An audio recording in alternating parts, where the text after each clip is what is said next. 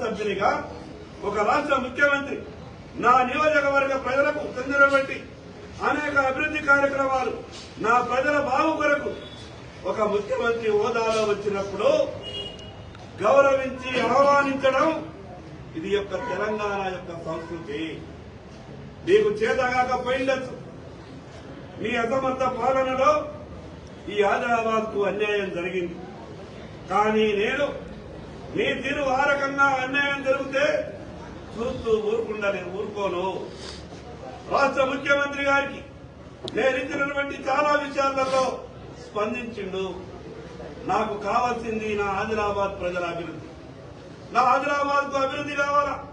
30 ఏళ్లుగా మూతపడినటువంటి సిమెంట్ ఫ్యాక్టరీని ఏదో ఒక మార్గాన తెరిపించే ప్రయత్నం చేసి వేలాది మందికి ఉపాధి కల్పించాలని నేను ఆలోచన చేస్తే, మీకు చేతగానటువంటి పనిని నేను చేసే ప్రయత్నం చేస్తే పాయల్ శంకర్ ఆదిలాబాద్ ఎమ్మెల్యే, ఈ రాష్ట్ర ముఖ్యమంత్రి రేవంత్ రెడ్డి గారు, పరిశ్రమల శాఖ మంత్రి శ్రీధర్ బాబు గారు కలిసి అమ్ముకుంటున్నట్టు.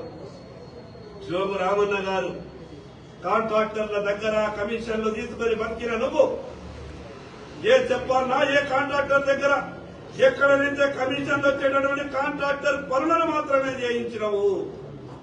చెప్పాలన్నా ఎక్కడికి వెళ్ళని కోట్ల రూపాయలు తీసుకున్నావు. నేనెవరితో లాలూచి పడాల్సినటువంటి అవసరం నాకు లేదు.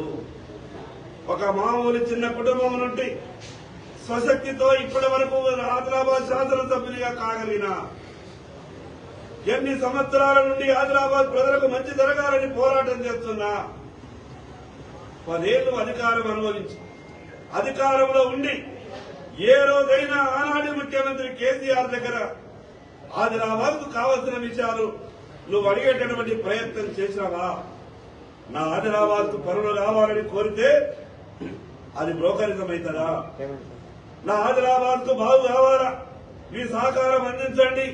నరేంద్ర మోడీ గారు గొప్ప ఆలోచనతో ఆదిలాబాద్ కు ఎయిర్పోర్టు మంజూరు చేసిండు. గొప్ప మనసుతో మీరు భూసేకరణకు నిధులు విడుదల చేయండి అని అంటే అది లాలూచి అవుతుందా? రైతులు పండించినటువంటి రంగు మారిన సోయాబీన్ ప్రభుత్వం కొనుగోలు చేయాలని నేను రాష్ట్ర ముఖ్యమంత్రి గారిని అడిగితే అది అక్రమ సంబంధం అవుతుందా? పత్తితో సోయాబీన్ దిగుబడి రాక రైతులు ఇబ్బంది పడుతున్నారు. జొన్నల పంటలు కొనుగోలు చేస్తానని మీరు మాట ఇవ్వండి అని నేను చిట్టిస్తే అది నకలు చిట్టి అవుతుందా? కనీసం ఇంకింత జ్ఞానం లేకుండా మాట్లాడుతున్నావు జోగరామన్న గారు. నేను అనుకున్నా 15 ఏళ్లు ఎమ్మెల్యేగా ఉంటివి కదా, నీకున్నటువంటి అనుభవాలను నాకేనా సలహాలు సూచనలుగా ఇస్తావేమో. నువ్వు మంచిగా సలహాలు సూచనలు ఇస్తే నేను దాన్ని స్వీకరించి ఇంకా కొంత ఒక 4 అడుగులు ముందుకేసి ఆదిలాబాద్ అభివృద్ధి కొరకు నా వంతు ప్రయత్నం చేయాలని నేను ఆలోచించిన. ఇంకొక విషయం, ఆదిలాబాద్ కు అప్పుల గురించి చర్చ వచ్చినప్పుడు నువ్వు అసెంబ్లీకి 4 సార్లు వెళ్ళినావు. నువ్వు పుస్తకాలు చదవలేదు కావచ్చు, నీకు తెలివి లేదు కావచ్చు. నువ్వు రా, కాగితాలతో సహా లెక్కలు ముద్ర పెడతా.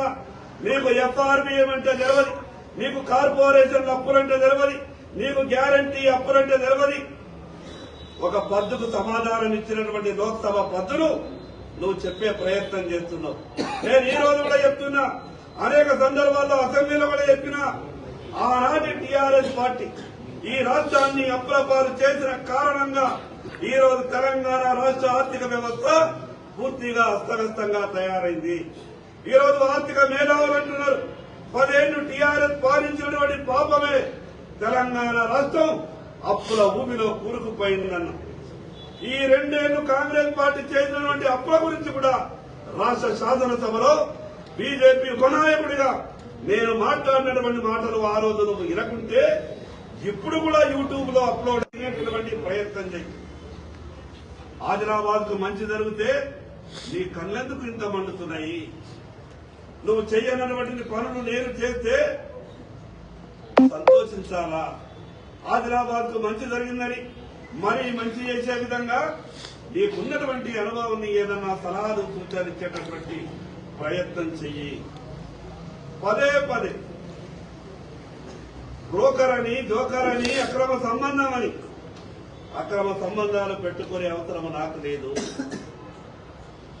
రేవంత్ రెడ్డి గారు అనే వ్యక్తి నేను వెళ్తున్నది కాంగ్రెస్ పార్టీ అధ్యక్షునిగా కాదు, ఆయన దగ్గరికి ఈ రాష్ట్ర ముఖ్యమంత్రి కాబట్టి, ఈ రాష్ట్ర ముఖ్యమంత్రి దేశ ప్రధానమంత్రి బాధ్యత నా మీద ఉన్నది. నీకు తెలిసి మాట్లాడుతున్నావో తెలియక మాట్లాడుతున్నావో నీ విఘ్నతకే వదిలేద్దామనిపిస్తుంది, కానీ నీకు చర్చ పెట్టాల్సినటువంటి అవసరం ఉంది.